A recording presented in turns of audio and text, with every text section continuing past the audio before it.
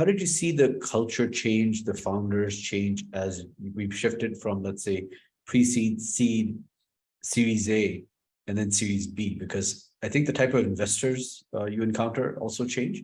And so the mindset has to shift a bit. So would love to get your views on that and from your experiences.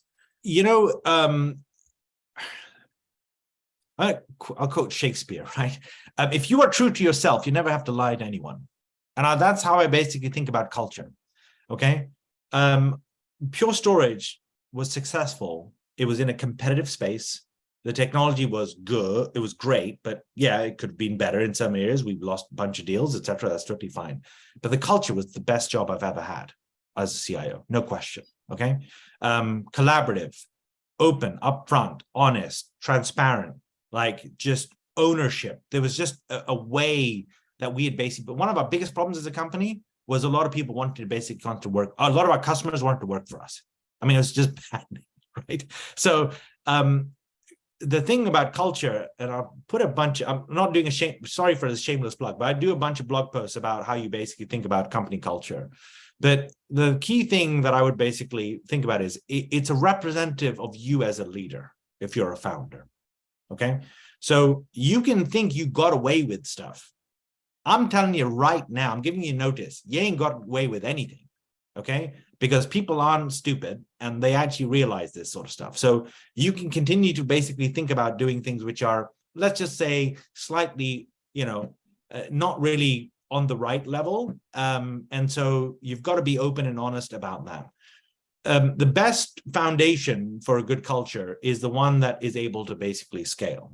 And it comes down to a couple of things. One is enablement, which is being able to up-level, right? The best cultures, if I wanted to give you a template, one is think about how you up-level everybody else in their jobs, right? And that basically boils down to in terms of the decisions you made, how you treat them, how you compensate them, how you're able to motivate them, all of those things come into place. Second is to think about what part they basically play, okay? Number three, you have to define yourself as a leader. I'll give you two schools of thought. Frank Slootman, CEO of Snowflake. He sends out an email pretty much every week and is giving an update on the company, what his feelings are. And some of those missives are, some of you won't survive.